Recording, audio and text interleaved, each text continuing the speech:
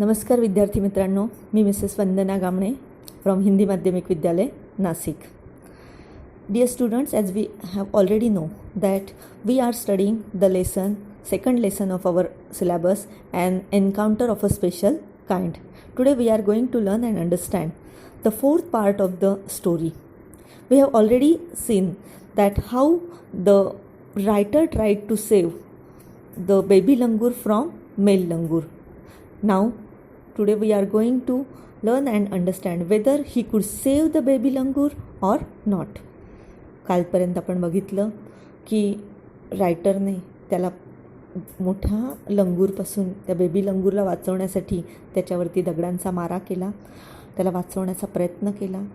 मग तो खरंच सक्सेसफुल ठरतो आहे का? त्या बेबी लंगूरला ह्या माऱ्यापासून बेबी लंगूरला या मेल लंगूरच्या माऱ्यापासून वाचवण्यात तो सक्सेसफुल ठरतो आहे की नाही हे आपण आता बघायला जाणार आहोत. विद्यार्थी मित्रांनो, जसं नेहमी बघतो आपण तसा पॅरेग्राफची आपली पुन्हा आपण जो पॅरेग्राफ आज घेणार आहोत तो पॅरेग्राफ आपण लाऊड रीडिंग करणार आहोत त्याचं for total understanding.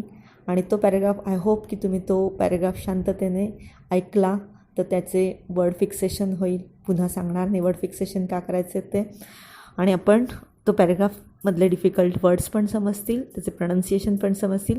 So put your finger on each and every line.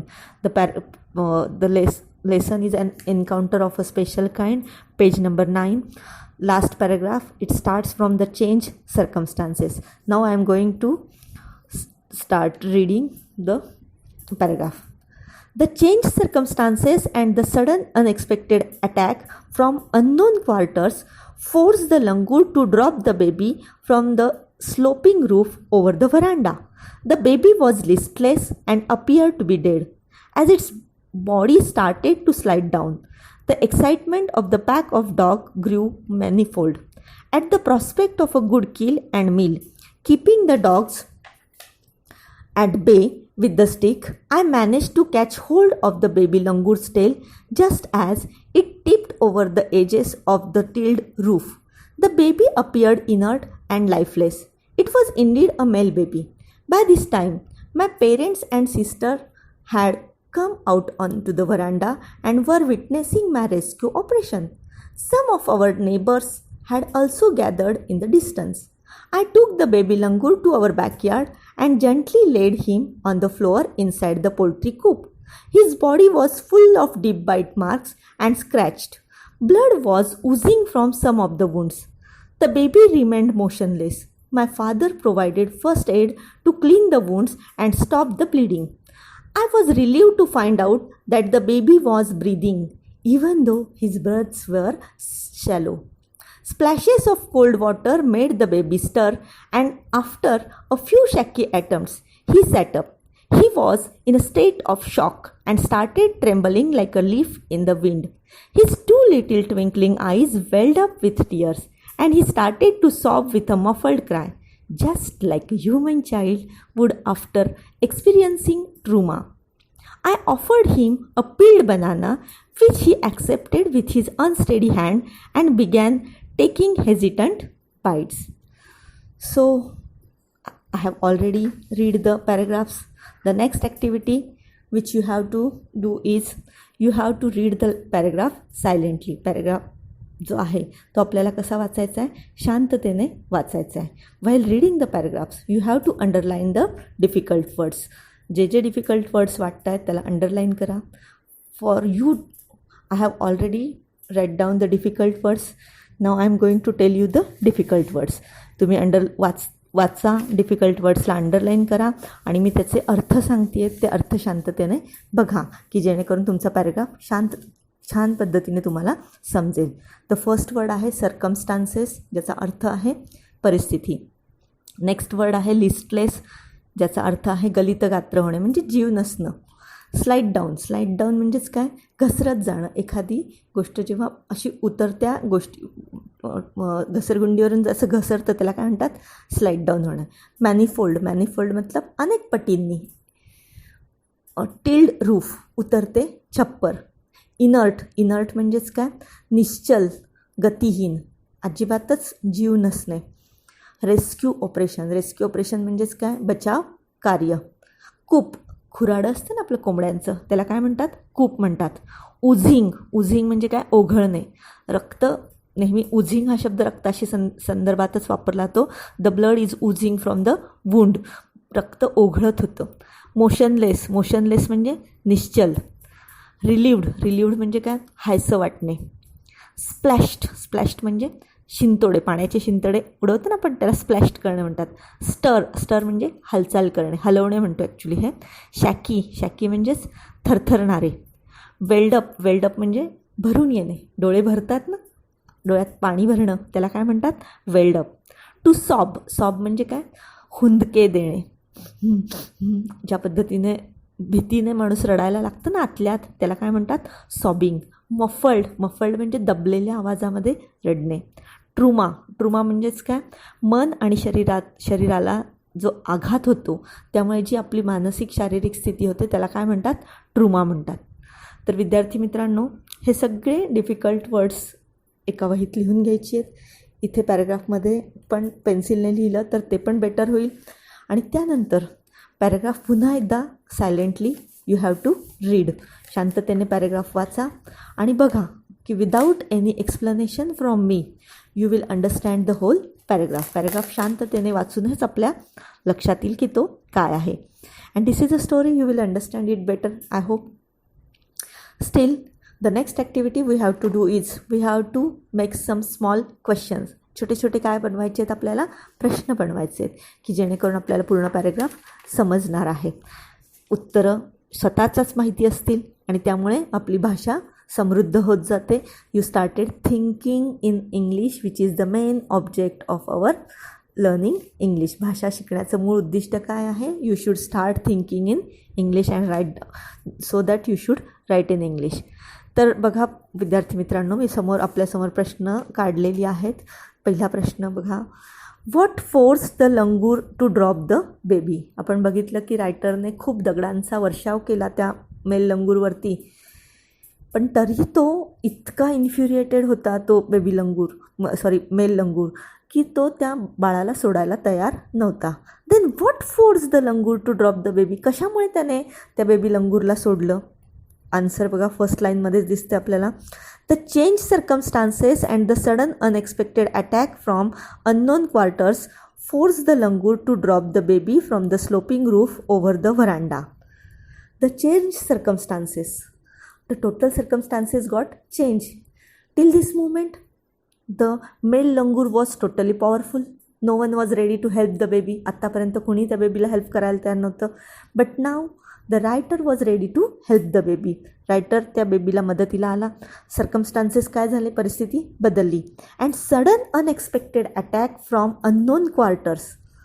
एका अननोन क्वार्टर्स म्हणजे एका अनपेक्षित ठिकाणाहून झालेला जोरदार प्रहार, यामुळे त्या लंगूरने फोर्सफुली त्या बेबीला टाकून देण्याशिवाय त्याच्यासमोर दुसरा काही पर्यायच राहिला नाही.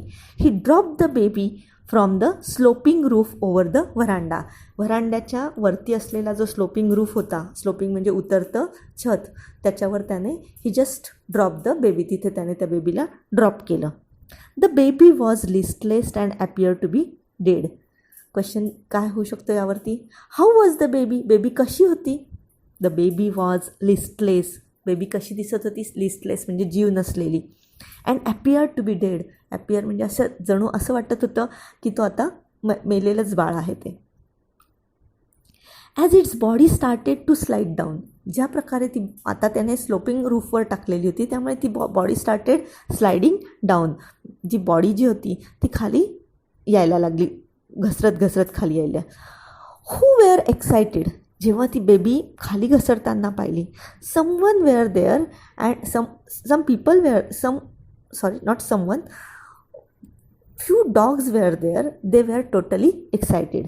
तर आपण यावर प्रश्न तयार करू शकतो की हू वेअर एक्सायटेड. तिथे एक्सायटेड कोण झालेलं होतं? The excitement of the pack of dogs grew मेनीफोल्ड.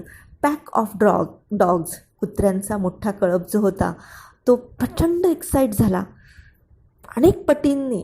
का एक्सायटेड झाला? Because they have got the baby to eat. त्यांना असं वाटलं की this baby is totally killed baby and now we will get the food to eat. आता आपल्याला खायला तो मिळणार. And that's why they were excited.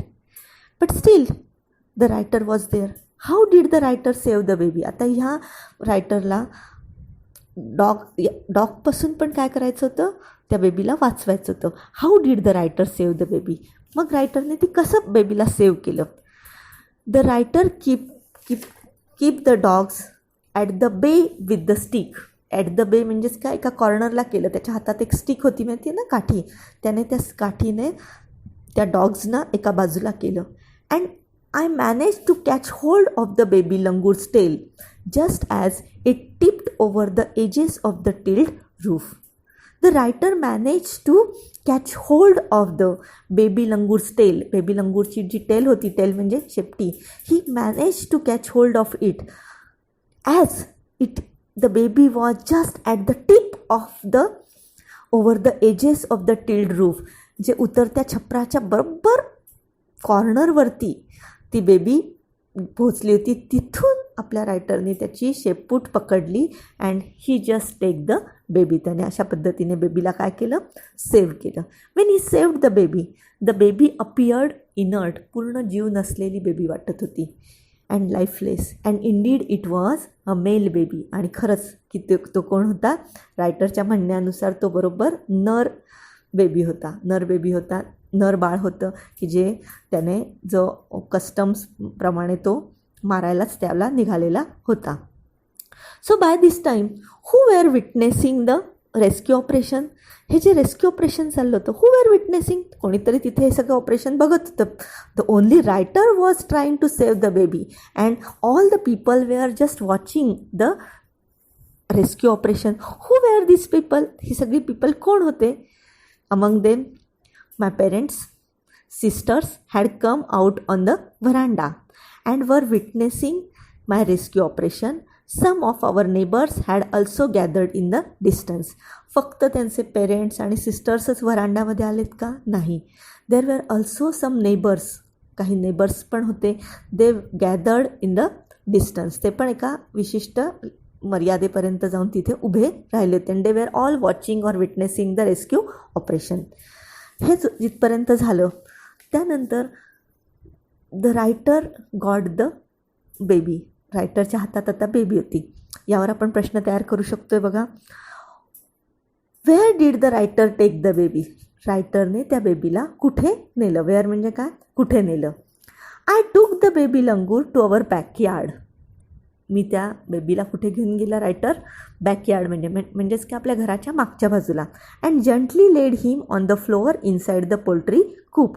आणि त्या बेबीला he just put the baby gently, एकदम प्रेमाने, put the baby on the floor inside the poultry coop. Poultry कूपच्या आतल्या भागात जे काही फ्लोअर होतं, फ्लोअर म्हणजे जमीन होती, त्याच्यावर त्याने he put the baby very gently, फार प्रेमाने तिला तसं ठेवलं त्या बेबीला. When he put the baby there, what was the condition of the baby. Describe the condition of the baby. बेबीची कंडिशन काय होती. जेव्हा त्यांच्या हातात ती बेबी आली त्याने त्या बेबीला याच्यावरती फ्लोअरवरती ठेवलं, तेव्हा तिची कंडिशन काय होती. His body was full of deep bite marks. बेबीच्या बॉडीवरती खूप खोल असे काय होते, बायटिंगचे मार्क होते, चावा घेतलेले जे चिन्ह, खुणा दिसत होत्या तशाच्या तशा. And scratches. आणि त्याने त्याच्या नखांनी ओरबाडलेलं होतं. स्क्रॅचेस म्हणजे ओरबाडलेलं होतं. Blood was oozing from some of the wounds. रक्त त्याच्या वुंड्समधून बाहेर ओघळत होतं. त्या बेबीच्या जे काही वुंड्स होते, वुंड्समधले म्हणजे त्याच्या अंगावर ज्या जखमा झाल्या त्या जखमांमधून काय निघत होतं, रक्त उथंबून वाहत होतं. And the baby remained motionless. आपली बेबी कशी दिसत होती, पूर्णपणे मोशनलेस दिसत होती. मोशनलेस म्हणजे हालचालच करत नव्हती ना ती. What did the father provide. मग फादरने काय प्रोव्हाइड केलं त्याच्या रायटरच्या फादरने. My father provided first aid to clean the wounds and stop the bleeding. माझ्या फादरने, मग रायटरच्या फादरने फर्स्ट एड बॉक्स आणला की ज्याच्यामध्ये औषधं असतात सगळी. टू क्लीन द वुंड, ते जे काही जखमा होत्या त्या स्वच्छ करण्यासाठी आणि रक्त थांबवण्यासाठी त्याने काय प्रोव्हाइड केलं, फर्स्ट एड प्रोव्हाइड केलं. हे सगळं होत असताना व्हाय द रायटर वॉज रिलीव्ड. रायटरला खूप हायसं वाटलं, बरं वाटलं. का बरं वाटलं बरं? आय वॉज, पुढचंच उत्तर आहे बघा. I was relieved to find out that the baby was breathing. मला खूप छान वाटलं because the baby was breathing. Baby breath करत होती, म्हणजेच श्वास घेऊ शकत होती. Even though his breaths were shallow. त्याचे ब्रीदिंग कसे होते? शॅलो होते. अगदी हळूहळू त्याचं ब्रीदिंग चालू होतं. But still the baby was alive and the writer was successful. रायटर सक्सेसफुल ठरला होता टू सेव्ह द बेबी. बेबीला वाचवण्यात तो सक्सेसफुल ठरला होता. And that's why he was feeling very relieved. त्याला खूप हायसं वाटलं. And the last question is describe the condition of the baby after splashing of the cold water.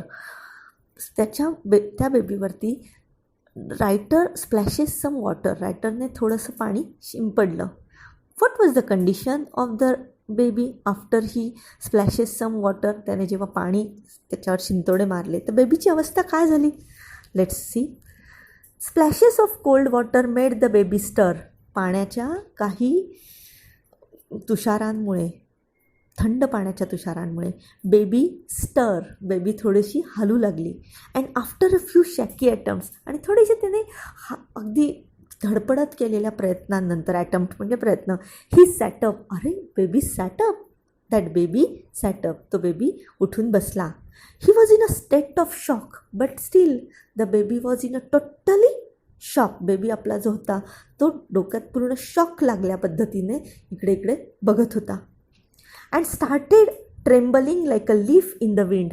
छान तुलना केली आहे त्या बेबीची. The baby started trembling. Baby tremble व्हायला लागली, थरथर कापायला लागली. Just like कशाप्रमाणे?